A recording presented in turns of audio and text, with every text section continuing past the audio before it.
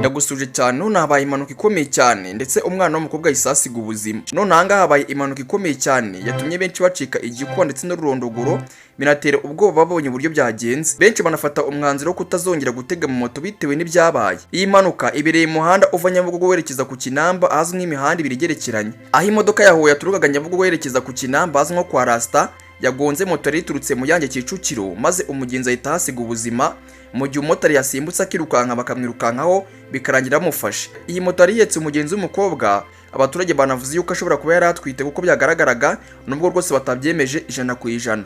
Ese ubundi byagenze bite? Uburyo impanuka yagenze ngo uyu motari yagendaga depanshije umushoferi wa mbere maze atakubita televiseri kuri hoho, ubundi moto iritambikane bw'umwana w'umukobwa yisava kuri moto n'umuvuduko mwinshi, ubundi hoho yitimo kandagira ahita apfa ku kanya. Ababibonye bavuze yuko mu by'ukuri cyateye impanuka ari motari kubera ko yadepanshije imodoka mu gihe kitari icyangombwa, hanyuma agiye kugonga abantu baramuhunga, nibwo guhita depansa imodoka ya mbere, iya kabiri zari hoho niko gushaka kuyidepansa nayo maze yikomaho gato yaramusunika ahita yitambika, umugenzi avaho agwa mu muhanda rwagati, hoho ihita imuca hejuru. Gusa ariko nanone hari n'abavuze yuko uyu muhanda ari muto kandi unyuramo ibinyabiziga binini, nabyo bishobora guteza impanuka kubera ko ibinyabiziga binyuramo byegeranye cyane. Umurambo wa nyakwigendera bawujyanye mu bitaro bya Kacyiru mu gihe umumotari yahise atabwa muri yombi kugira ngo akurikiranweho ibyaha, dore ko ngo nta na perimi yari afite. Iyi moto yari ihetse rero uyu mukobwa yari mu bwoko bwa Spiro, benshi banagize bati niko Spiro zabaye, abandi bateri yabuze feri niko Spiro zimera, ariko ababibonye bati amakosa y'umumotari wakoze ibyo atazi ahubutse bigatwara ubuzima bw'umugenzi yari ahetse. Ngayo nguko rero nta kindi twavuga usibye kwihanganisha umuryango wabuze uyu mwana w'umukobwa, kandi tunifuriza uyu mwana w'umukobwa kugira iruhuko ridashira kandi ryiza.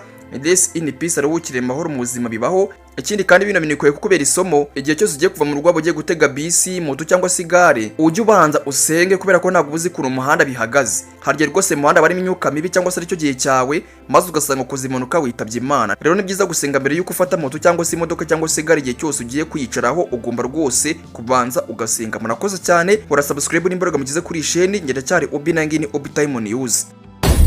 Obi Time.